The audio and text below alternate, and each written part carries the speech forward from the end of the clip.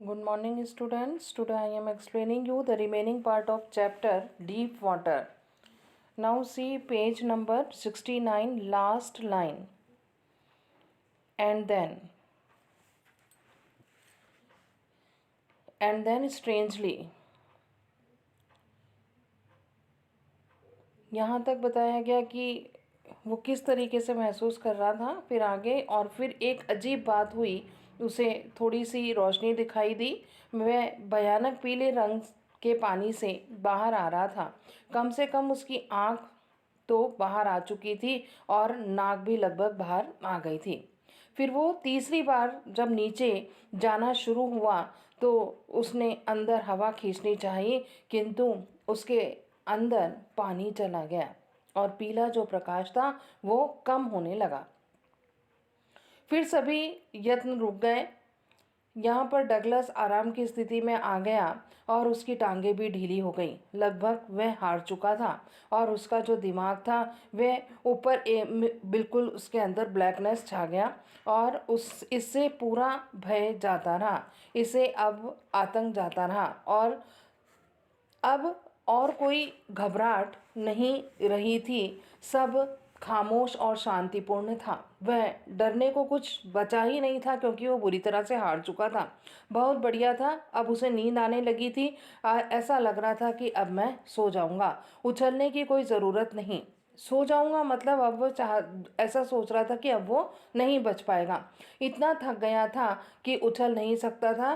कितना बढ़िया है जो मुझे कोमलता पूर्वक उठाए ले जाया जा रहा था। ब्रह्मांड में तैर रहा हूँ। मेरे इर्द गिर्द कोमलतापूर्ण बाहें लिपटी हैं, जैसे मैं माँ की आगोश में चला गया। अब मुझे बिल्कुल ऐसा ही महसूस हो रहा था। मैं बेसुधी की हालत में चला गया और जीवन रूपी पर्दा नीचे जा गिरा। Curtain of life fell down.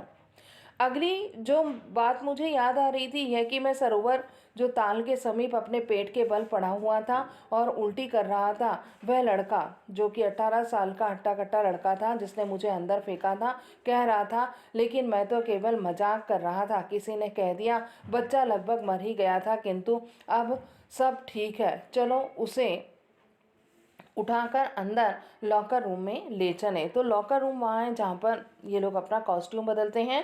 कई घंटों के बाद मैं चलकर घर चला गया। मैं कमजोरी महसूस कर रहा था और कांप रहा था। मैं झटक कर उठा और रोने लगा। जब मैं अपने बिस्तर पर लेटा उस रात में कुछ भी ना मैं खा सका, इतना डरा हुआ था। उनके अनेक दिनों तक वह बार बार सता रहा था। वह भय मेरे ऊपर पूरी तरह से काबू कर चुका था। थोड़ा सा जोर लगाने पर भी मैं परेशान हो उठता। मेरे घुटने डावाडोल होने लगे थे, कपकपा रहे थे और मेरे पेट में दर्द सा होने लगता था। मैं दोबारा उस ताल पर कभी नहीं गया। मैं जब भी जाता तो मुझे वही डर वशीभूत कर लेता।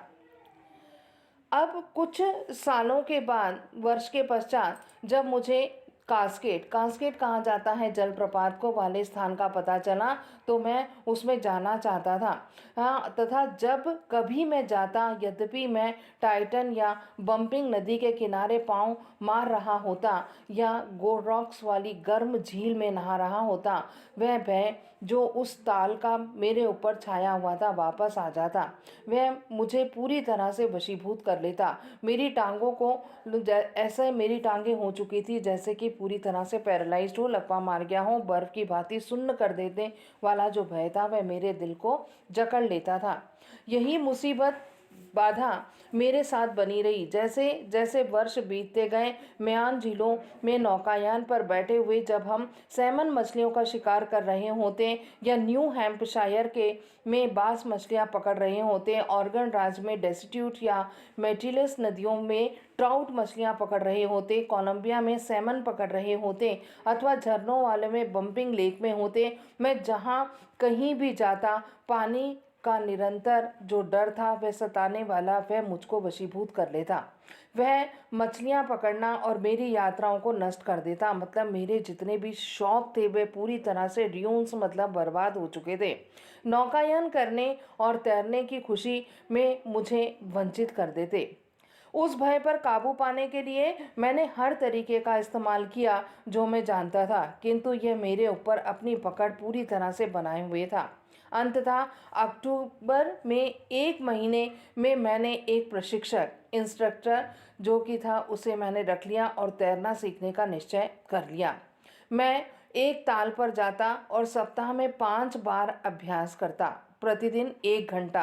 प्रशिक्षक मेरे इर्द गिर्द एक डोरी से मुझे बांध देता और उसी डोरी में जो पेटी जो बंधी हुई थी, एक रस्सी और एक पुली में से गुजरती जो ऊपर एक तरफ बंधी हुई एक तार पर चलती थी, वह रस्सी के सिरे को पकड़े रखता और मैं सरोवर में आगे पीछे अनेक घंटों अनेक दिनों तक सप्ताह तक मैं अभ्यास करता।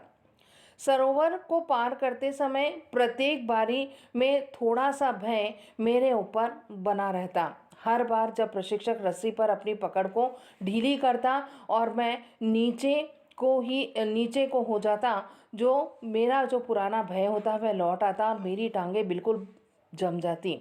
वह आगे जाने से मुझे रोकती।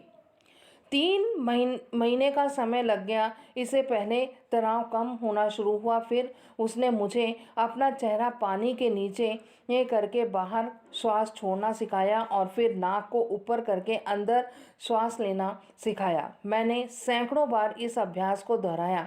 धीरे धीरे करके मेरी वह घबराहट जाती रही जो मेरे ऊपर आ जाती जब मैं पानी के नीचे अपना सिर ले जाता। इसके बाद वह मुझे सरोवर ताल के किनारे पर पकड़े रखता और मेरी टांगों से सटपट करवाता, मतलब एक बार किक करवाता। कई सप्ताह तक मैं बिल्कुल वैसा ही करता रहा। शुरू में मेरी टांगों ने काम करने से इनकार कर दिया, परंतु मैंने हिम्मत आगे बढ़ाई। धीरे धीरे उन्हें राहत महसूस होने लगी और अंत में उन्हें अपने नियंत्रण के अनुसार मैं चला सकता था। इस प्रकार एक एक अंश को जोड़कर उसने एक मुझे तैराक बना दिया। जब उसने प्रत्येक अंश को पूरी तरह से ठीक बना दिया और उसने उन्हें सब मिलाकर एक पूर्ण रूप दे दिया, मतलब उसने अपना पूरा काम कर दिया, मुझे पूरी तरह से सिखा दिया। अप्रैल में उसने कह दिया, अब तुम तैर सकते हो, छलांग लगाओ और सरोवर की पूरी लंबाई तैर कर आओ।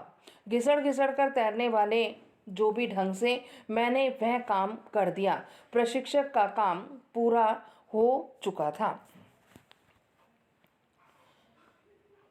अब इसके बाद but I was not finished. मुझे अभी भी संतुष्टि नहीं थी कि मैंने पूरी तरीके से सीख लिया, किंतु मेरा काम समाप्त नहीं हुआ था। मुझे अब भी संदेह था कि मैं आतंकित हो जाऊंगा, कि वापस मैं डर जाऊंगा जब मैं सरोवर में अकेला होऊंगा। मैंने ऐसा करके देखा। मैंने इस तरफ से उस तरफ को फिर वापस पूरी लंबाई तैर कर देखी। पुराने भय को छोटे छोटे अवशेष लौट कर आए, किंतु मैं तेवर भरकर उस भय को मैं कह सकता था, अरे मुझे डराने की कोशिश कर रहे हो तो कर लो, जो कर सकते हो कर लो। इधर देखो, अब मैं ताल का एक और चक्कर लगाने जा रहा हूँ। ऐसा जुलाई तक चलता रहा। पूरी जुलाई तक उसने ये अभ्यास किया, किंतु मैं अब भी संतुष्ट नहीं था। मुझे भरोसा नहीं था कि मेरा सारा भय जाता रहा।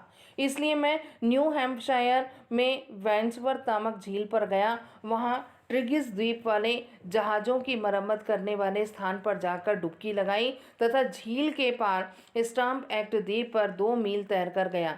मैंने धीरे धीरे सरकने वाली छाती के बल वाले, एक पासे वाले और ब्रेक स्ट्रोक वाले सभी तरीके अपनाए।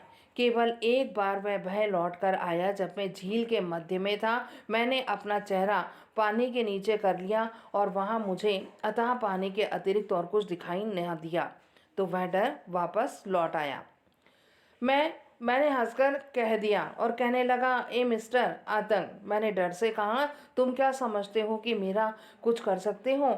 वह आतंक भाग गया और मैं तैरता चला गया। फिर भी मेरे कुछ बचे कुचे संदेह थे। सबसे पहला अवसर मिलने पर मैं शीघ्रतापूर्ण पश्चिम दिशा में गया। टाइटन के किनारे वाले कॉनरॉड मेडोज में गया और मिड ग्लेशियर वाले कॉनरॉड क्रीक ट्रेल में गया और फिर वार्म लेक के किनारे हाई मेडोज में अपना पड़ाव डाल दिया। अगली प्रातः मैंने वस्त्र उतारे और झील में छलांग लगा दी। तैरता हुआ दूसरे किनारे पर पहुंचा और वापस आ गया, वैसे ही जैसे कि डॉग कॉपरन ने किया था। मैं खुशी से चिल्ला उठा तथा गिलबर्ट पीक पर अपनी गूंज से मेरी आवाज़ को उत्तर दिया। मैंने पानी संबंधी अपने भय पर यह विजय पा ली थी। इस अनुभव का मेरे लिए एक गहन अर्थ था, क्योंकि केवल वही लोग जिन्होंने नितांत आतंक को जाना और इस पर विजय प्राप्त की, इसे समझ सकते हैं। मृत्यु में शांति होती है, केवल मृत्यु के भय से आतंक होता है। वाकई ये बात सच है कि मरने से सब लोग डरते हैं, जैसा कि रोजवेल्ट जानता था जब उसने कहा था, केवल जिस चीज़ से हमें डरना होता है वह स्वयं डर है। क्योंकि मैंने दोनों मरने की भावना को तथा उस आतंक का सामना किया था जो इसके भय से पैदा हो सकता था, तो जीवित रहने की इच्छा अपनी तीव्रता में किसी तरह से और भी गहरी हो गई। अंत में मैं भय मुक्त हो गया।